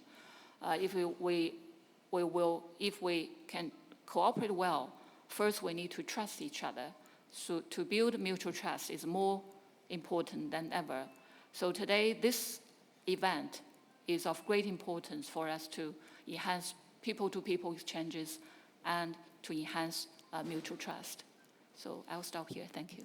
Thank you, Professor Shun, and very good discussion. Absolutely, we need more enhanced understanding and cooperation and global governance. I mean, we have a platform to talk about this. Is really important, and we well document that, and we make a recommendation to our governments, different departments as well. Next, I would like to invite Dr. Justin Vassin. I mean, Justin is an old friend. I mean, 15 years ago when we had the bookings, I mean, we all know each other. And but I really want to congratulate you in founding the Paris Peace Forum during the centennial of the World War I. Actually, that was a really remarkable achievement, given the guidance of President Macron, to start this. So now it's been running for 6 years. It's at the front of the globalization. You are the most suitable, one of the most suitable persons to talk about this subject. So, Justin, your turn, please. Thank you, Henry, and thank you to you and Mabel for the invitation. A lot has been said, and so I'll perhaps focus my remarks on global governance. For those who are not familiar, the forum is an initiative dedicated to advancing global governance and international cooperations on issues of critical importance. Each year, we convene heads of state and government, private sector, foundations, NGOs, and others, and we're also a policy organization. We work on creating coalitions and consensus on challenges arising from especially environment and new technology issues. So a year ago, when you kindly invited me, Henry, when President Macron visited President Xi, the question was, is geopolitics threatening global governance? The idea that we're not going to die of a war, but we're going to die of the absence of solution to global problems because of tensions preventing the resolution of these problems. This arose from a reflection coming from the February 2023 episode of the balloon affair. I'm sure all of you remember when climate envoy John Kerry could not speak to his counterpart Che Zhenhua for more than 2 months. Thereby, you could see concretely how geopolitical tensions were impinging on the resolution of global problems. And so what's the state of affair now? So it's true that geopolitics makes it more and more difficult to solve global problems. Look at the state of UN institutions that was mentioned already, the tensions between East and West, between North and South. I agree with my neighbor, the gap has widened greatly because of the litany of problems we've had with COVID, with the Ukraine war, with food insecurity, with energy prices, etc. There's still a silver lining, right? In the last 2 years, we saw the Montreal Kunming Protocol on Biodiversity being adopted. We saw the BBNJ Treaty on the High Seas being adopted, so 2 landmark progress on biodiversity. More recently, we saw a UN General Assembly resolution on AI that was voted by the US and China and pretty much all of the UN countries. We see the COP system still resisting geopolitical tensions. And so the situation is bad, but it's not catastrophic. And there is still some hope in the system. So what can be done to address further that deterioration of international relations? Few solutions have been outlined here: people-to-people exchanges and more diplomacy, etc. I believe another route for addressing this is the patient work on common challenges, based on the idea, the assumption, which is only partly true, that common threats force cooperation. They do not actually, but they tend to still help, as Steve Howard highlighted.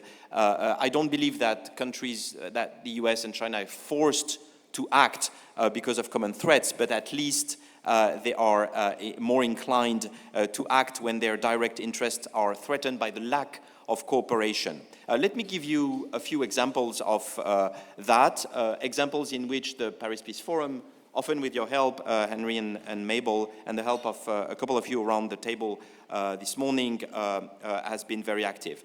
First is the reform of financial institutions. We know they're not working, at least they're not working in a satisfactory way for the global South. It was something that President Macron worked on with President Xi last year and this year again when President Xi visited France earlier this month, especially the reform of the World Bank. A second example is climate overshoot. We know we will go beyond 1.5 degrees, which was the horizon that was set by the Paris Agreement of 2015. So what do we do when we overshoot 1.5? We still, of course, need to work on mitigation, but we'll need to do a lot more on adaptation, and we'll need to do more on other solutions to warming simply because people are going to die. So that needs to be taken into account, and the Climate Overshoot Commission that the Forum has created has been active on that. A third example is outer space. Mrs. Chen outlined the problem earlier. Like there is air traffic, we need some sort of space traffic and some sort of agreement. At this point, the UN is not really on the ball, is not really doing enough, COPUOS and other bodies, and so more needs to be done in outer space, given the explosion of civil industry of outer space and also the rise in number of debris in the low Earth orbit in particular. A fourth example is critical minerals. We all know what it's about. For the green transition, we need more transition minerals. The situation is really suboptimal. We are all competing with one another. China has a dominant position, but many others, from Australia to Canada and others, have important positions. They need to be more centralized and more coordinated action. The market needs to be more fluid. Deals with countries, fragile countries in the global South, needs to be at least more fair, etc. And the last one, and I'll finish with that, is AI, which I believe is really a critical issue and which will be addressed in various fora soon, including in a summit in France in February 2025, following the Bletchley Summit and the Seoul Summit of a few days ago. There are a couple of encouraging signs, but a lot more needs to be done on getting the US and China in particular, but also Europe and other actors on the same page. If that doesn't solve all geopolitical problems, at least it can moderate them for the greater good. Okay, great. Thank you, Justin. Yeah, you've done a lot. I mean, you outlined those the vertical globalization, and then the area that people, many countries actually probably neglect. But of course, you champion that on those global financing issues, global climate, global outer space. And there's a lot of debris in how to clean up outer space governance. And of course, you mentioned about rare materials and many more. So excellent achievement so far for 6 years of this Paris Peace Forum pushed a lot of the global agenda. And I also would like to mention that Justin was also the former director of policy planning at the French Ministry of Foreign Affairs. So you have a lot of good background to do this. Next, I'd like to invite another think tank expert, Mr. Antonio Vallifranca. He's the Vice President and Director of Research of Italian Institute for International Political Studies, ISPI. We've been ISPI many times. We actually collaborated on the G20 when Italian was the chair. So we would like to hear from you, Antonio, please. Thank you very much, Henry. Well, I had the advantage of speaking almost at the end of this roundtable. And I've heard a lot of pessimism with a few exceptions, okay, like the last intervention. So let me just inject a bit of optimism. Because we are all afraid of the word decoupling, because of course we all fear a possible decoupling between the global north and the global south, the west and the rest, whatever you want to call it. But we probably don't realize that we are already experiencing a decoupling, and that decoupling is the decoupling between geopolitics and economy. I mean, despite all the rivalries, conflicts, open wars, globalization is still alive. It's changing.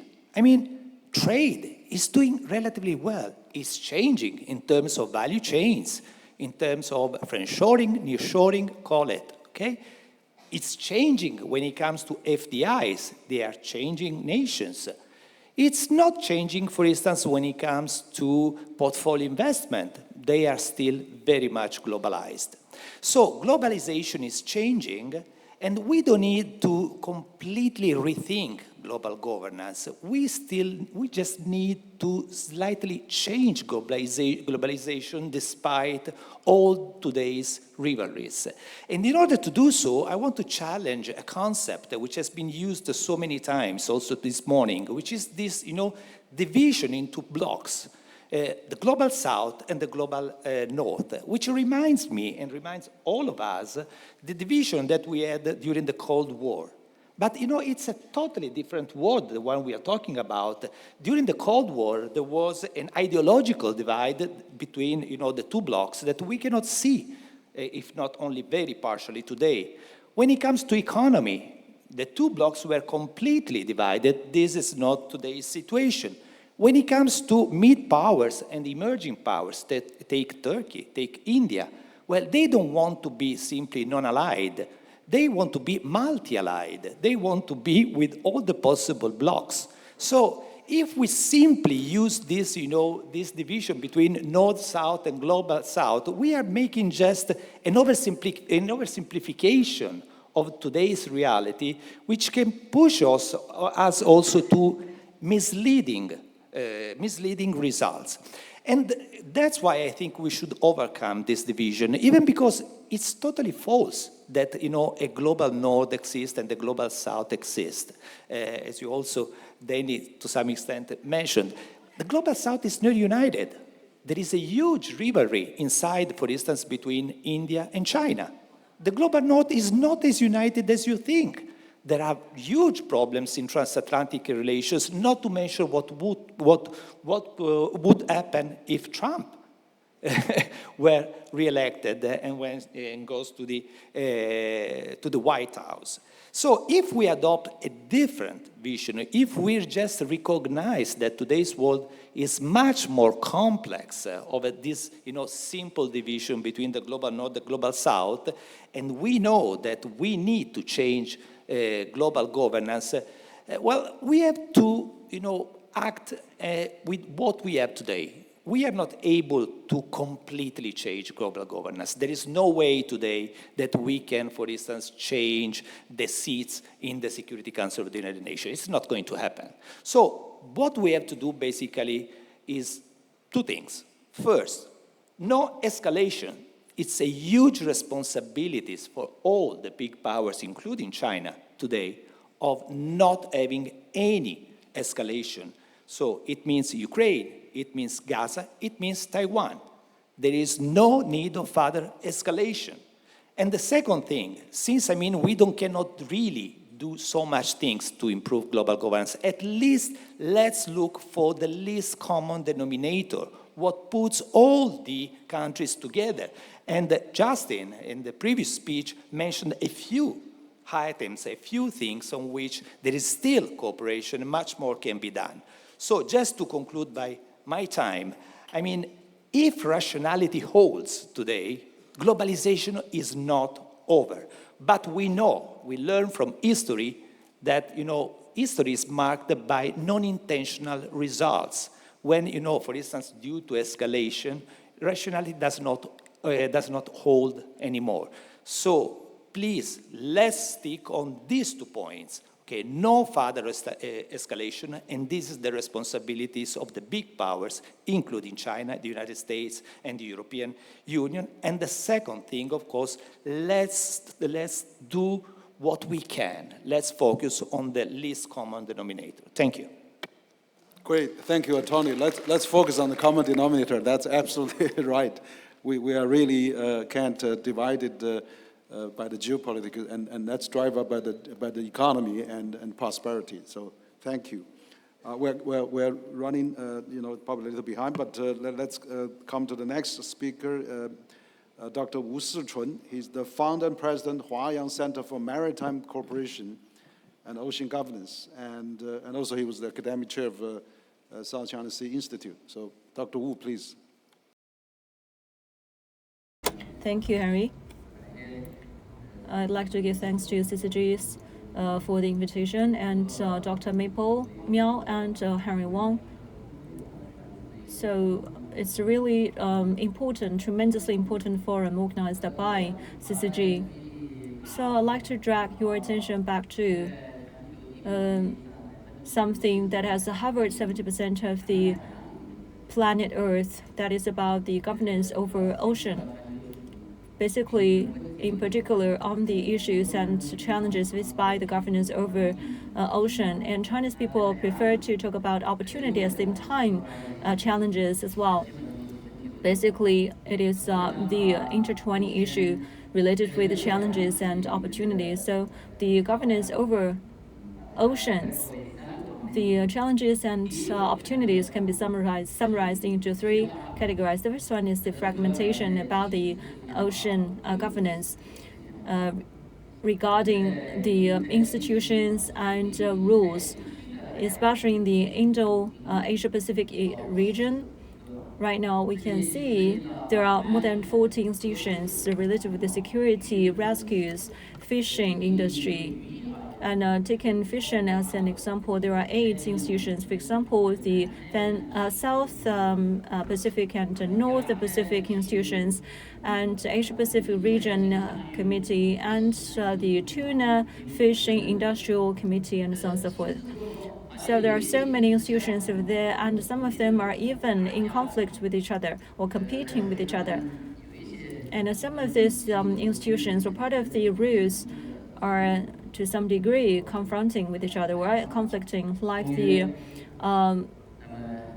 Ocean Convention, International Ocean Convention, under which we have multiple ocean governance mechanisms related to the fishing management and the biodiversity mechanisms and so on and so forth. And second issue about the ocean governance is the camping trends among the different countries when it comes to the governance, which is featuring the assumptions or hypothesis by United States about the threats posed by some assumed countries or some camps by some small countries. And this camps, in the eyes of China, is customized to become the weapons against China. Like the Indo-Asia-Pacific strategies and AUKUS mechanisms, AUKUS, organized by U.S., European countries, and Australia and Japan. And in 2020, U.S. proposed a sort of plans in the partnership with some Asia-Pacific partners, which is also against China, against the so-called illegal fishing by China's fishing boats. And last year, Japan, Australia, U.S., and Japan organized David Camp's declaration.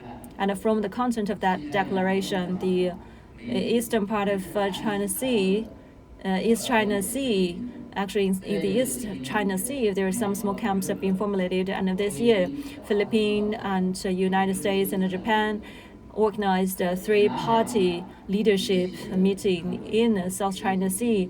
The 3-party camps or mechanisms have been formulated, and we can see there are numerous small camps formulated against China. The third challenge is the conflicts on the oceans has been exacerbated. Right now, we can see there are more than 200 conflicts related with the sovereignties over the islands, including the conflicts over the exploration of the resources on the islands and the Asia-Pacific region or East China Sea between China and Japan, and in South China Sea, multiple countries are involved. And the situation in South China Sea, there is no time for me to elaborate. And we can see a lot of new unstable reasons roaming on, which lead to the even more exacerbated situation full of uncertainties and threats. So I think the global ocean governance as an issue this is a great opportunity for us to dive in the dialogue on how to perfect the governance of Asia around the globe to cope with the challenges and how to attain the number 14 SG sustainable goal by United Nations before 2030, sustainable usage of the resources from the ocean. Thank you. Thank you, Dr. Wu. Actually, absolutely, the ocean is vast, and we have to safeguard peacefully and work together. Thank you again. And next, I would like to invite Mr. Igor Jurgens. I mean, he's actually the chairman of the management board, Institute of Contemporary Development, and vice president of the Russian Union Industrialists and Entrepreneurs. And I know you've been also very active internationally, and you were at the Paris Peace Forum. We are very pleased to have you here because we'd like to hear all kind of voices. And so let's hear from you, Mr. Jurgens, please. Henry, thank you very much. Such a distinguished company, such a wonderful conversation. Thank you. Since you mentioned Paris Peace Forum, I would like to start with the phrase of Justin Wise. The situation is bad, but not catastrophic. I wish it's true, but the Cold War was mentioned at least 4 or 5 times now during this session, and I can tell you that it works in chains, it works in stages. So I guess in this new Cold War we have non-critical decoupling, critical decoupling, and then confrontation bordering on the war. And looking from my part of the world, we're in the confrontation bordering on the war. So non-critical decoupling is done.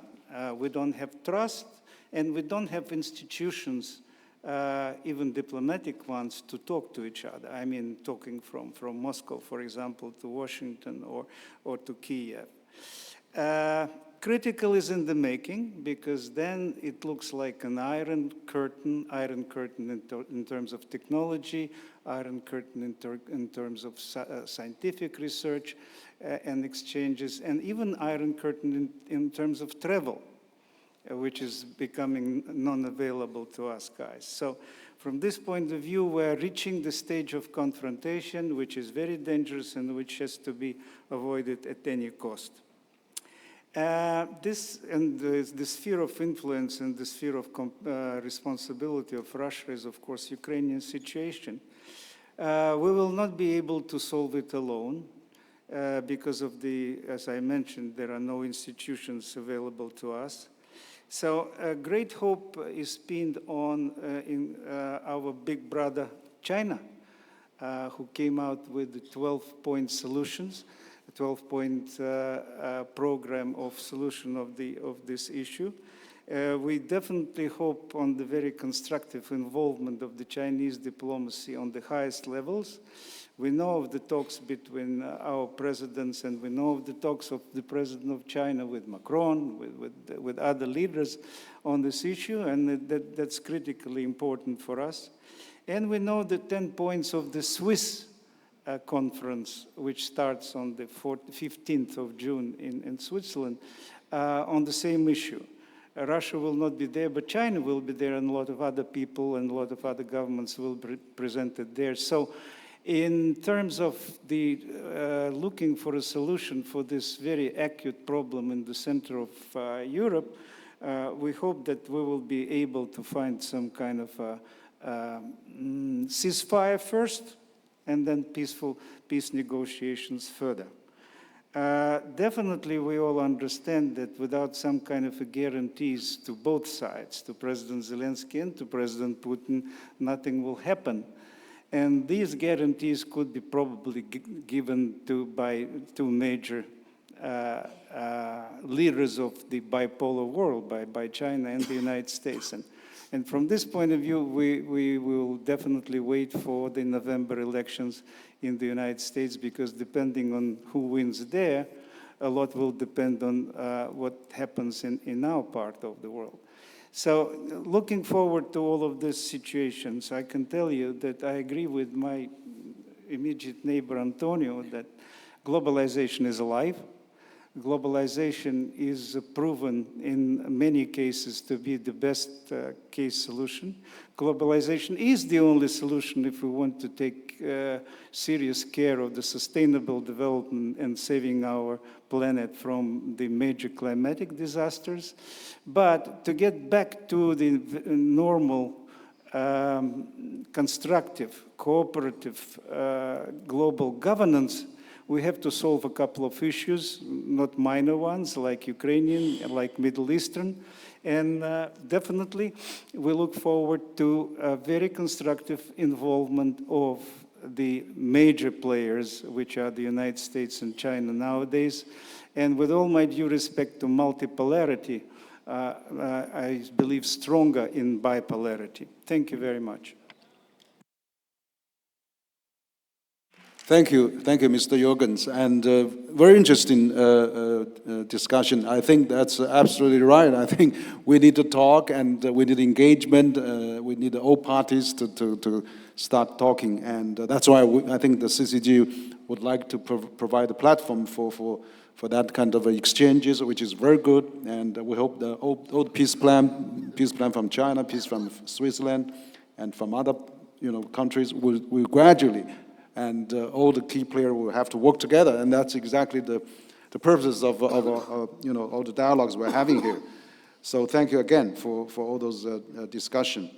And next, I would like to invite the last but not least, Professor Xu Zhenzhong. He's a CCG Senior Non-Resident Fellow, but he's the Deputy Dean of the Institute for the International Strategic Studies, National Academy of Governance, which is part of the party school in China. Xu 教授。最近的王辉耀先生。Esteemed Henry Wang, Dr. Wang, and experts from around the world, good morning or afternoon. Very happy. The topic of my presentation is to formulate a new era with the connectivities for all. So what's wrong with the world? What can we do about it? Probably would be the question in front of all of us as experts, and we have to touch our heart to answer these questions. So I'd like to share with you 4 lines. The first one is that humanity, or human beings, has come across the second biggest critical point of time of fundamental changes of the world. And the first fundamental change took place in mid of 18th century. Some of the experts would look it as at 1776.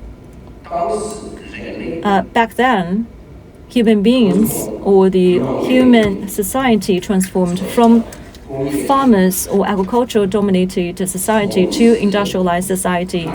And from then on, we opened a new chapter of the enlightenment for human beings at large.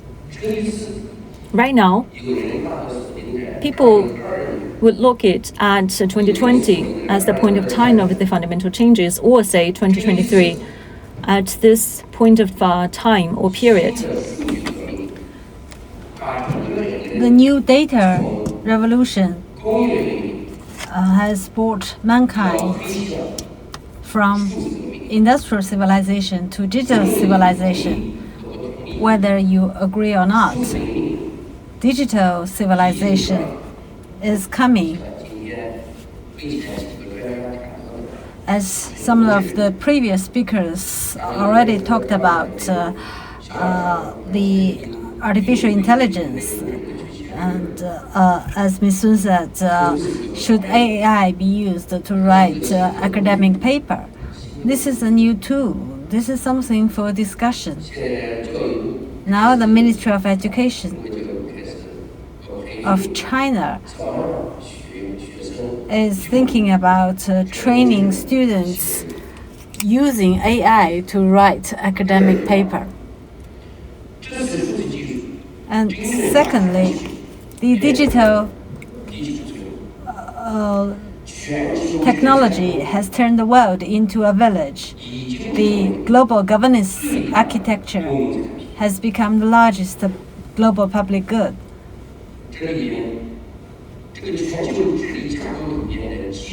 And the mechanism and rules in the global governance architecture, maybe more important than the architecture itself. And so that requires that we increase the authority of the UN, or to establish a new world institution.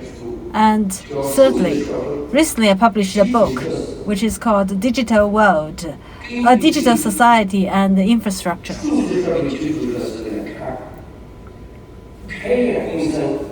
So open source, mutual benefit, shared prosperity, reciprocity, and global operation will become the key and the passport in digital infrastructure. All over the world, we should adopt uniform standards, which will become the largest public good. So that is the base of the governance architecture. If it's an autonomous car or unmanned aircraft, if US and Russia use different standards, what would be the result? It's difficult to imagine.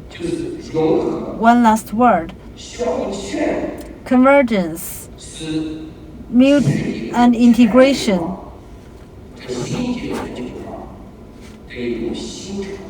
are the new normal for a new round of globalization. We have convergent rules,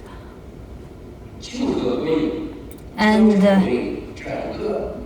net sum, a win-win will become the new criteria for globalization. So new civilization asks for new rules. So new normal and new rules. And I hope that in global governance and new rules, CCG can play a bigger role. And CCG can design a new set of rules for global economy and law, just like what Adam Smith did in the past.